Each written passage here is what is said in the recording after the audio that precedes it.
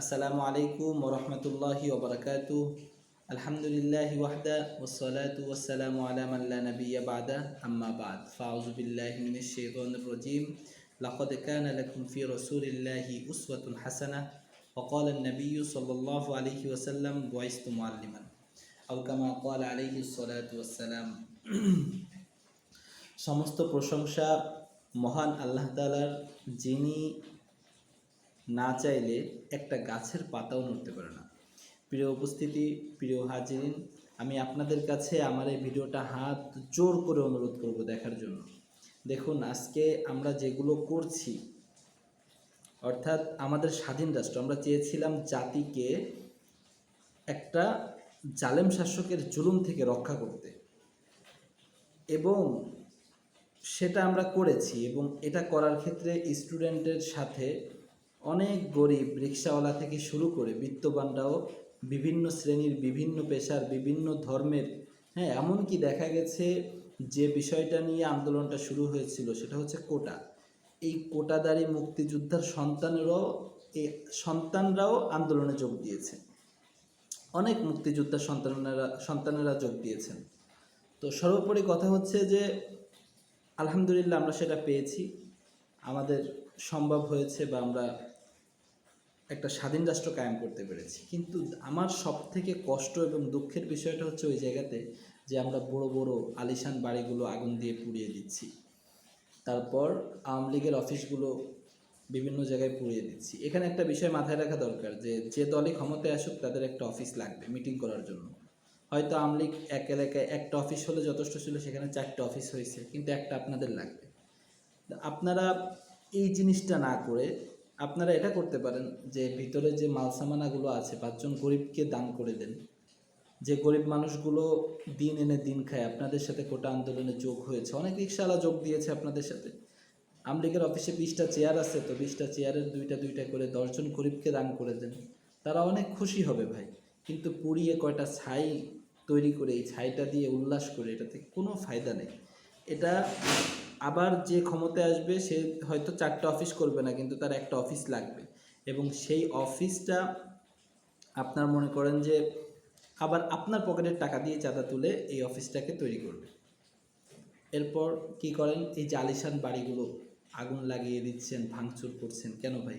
এই বাড়িগুলোর যে মূল্যবান সামানগুলো আছে এগুলো পুড়িয়ে না ফেলে কয়েকজন গরিব মিসকিনকে দান করে দেন, অসহায় মানুষকে দিয়ে দেন, তারা এগুলো নিয়ে খুশি থাকুক। যদি লুটতারাজ এগুলো করে নষ্ট করে তো লাভ নেই।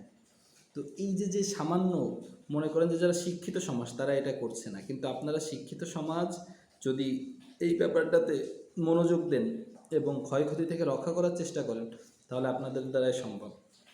আর সব থেকে বড় বিষয় হচ্ছে যে দেখুন, আমাদের দেশের সনাতনী ধর্ম যেগুলো আছে, আপনার এই ধর্মের মানুষগুলো আতঙ্কে আছে, বা বিভিন্ন জায়গায় তাদেরকে ক্ষতি করা হয়েছে। সব জায়গায় করতে পারে না, কিছু জায়গায় এখনও পর্যন্ত চলছে এগুলা, অনেকে ধরা পড়ছে না। তো আমি অনুরোধ করব যে যে এলাকায় ছাত্র ভাইদের আন্ডারে বা জামাতে ইসলামী বা ইসলামী ছাত্র আন্দোলন বা যারাই দায়িত্বশীল আছেন তাদেরকে হাত জোর করে অনুরোধ করব, আমরা হচ্ছে হজরত মুহাম্মদ সাল্লাল্লাহু আলাইহি ওয়াসাল্লামের উম্মাত, আমাদের নবী হচ্ছে আমাদের মডেল। আমি একটা আয়াত তেলাওয়াত করেছি, লাকাদ কানা লাকুম ফি রাসূলিল্লাহি উসওয়াতুন হাসানাহ।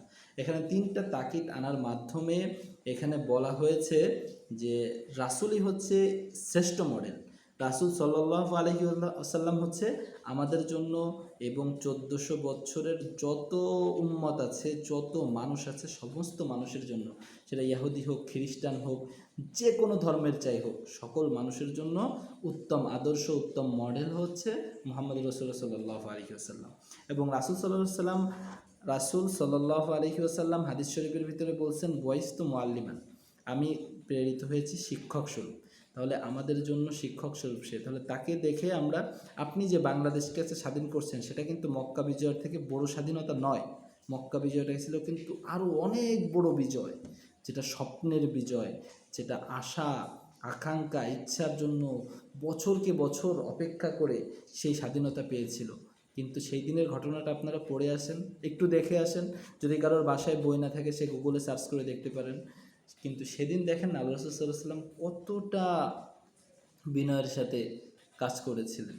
তো প্রিয় ভাই, অনুরোধ করব যে আমরা মুসলিম হিসেবে যেন আমাদের প্রতিবেশী, সে হিন্দু হোক, সে খ্রিস্টান হোক, ইসলাম আমাদেরকে তাদেরকে লুট করতে এবং ধ্বংস করে দিতে শিখায়নি। কুকুর আপনাকে কামড় দিতে পারে, কিন্তু আপনি কুকুরকে কামড় দিতে পারেন না। যদি দিতে চান, আপনার দাঁত আছে, আপনি দিতে পারবেন, কিন্তু এর দ্বারা আপনি কি বোঝালেন?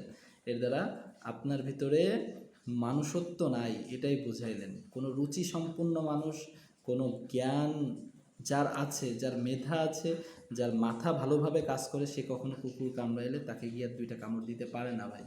তো এজন্য আমি সকলকে অনুরোধ করব হাত জোর করে যে ভাঙচুর লুটতারাসের ব্যাপারটাতে সবাই সজাগ হন।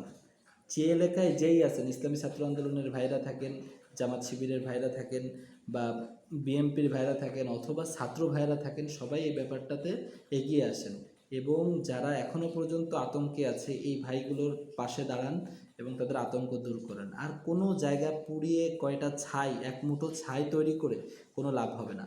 যদি তাদের প্রতি ঘৃণা থাকে, তাদের আলিশান বাড়ি, তাহলে সে বাড়ির ইটগুলো খুলে দুজন গরিবকে দান করেন। সেই গরিবগুলো কিছু না করতে পারুক, তার বাড়ি যে 20টি কাল চলছে না, তার বাড়ির সামনে 20টা ইট পাতিয়ে সে হাঁটার রাস্তা তৈরি করতে পারবে। আপনার ঘরের খাট পছন্দ হলে একজন গরিবকে দেন। আপনার 2টা চেয়ার ভালো লাগছে না, দিয়ে দেন 2জন। একটা আমলিগের অফিসে 20টা চেয়ার আছে, 10জন গরিবকে 2টা চেয়ার করে আপনি বিলিয়ে দেন, দান করে দেন। ভাই, তারা খুশি হবে, দোয়া করবে, বা তারা অনেক আনন্দিত হবে, অনেক আনন্দিত। খালি খালি পুড়িয়ে কয়টা ছাই তৈরি করে কোনো লাভ নেই। তো আশা করি আমার কথাটা সবাই বোঝার চেষ্টা করবেন। কেউ নেগেটিভ মাইন্ডে নেবেন না, কেউ কষ্ট নেবেন না আমার কথায়। তো আমি সকলের কাছে দোয়া চাই। আসসালামু আলাইকুম ওয়া রাহমাতুল্লাহ।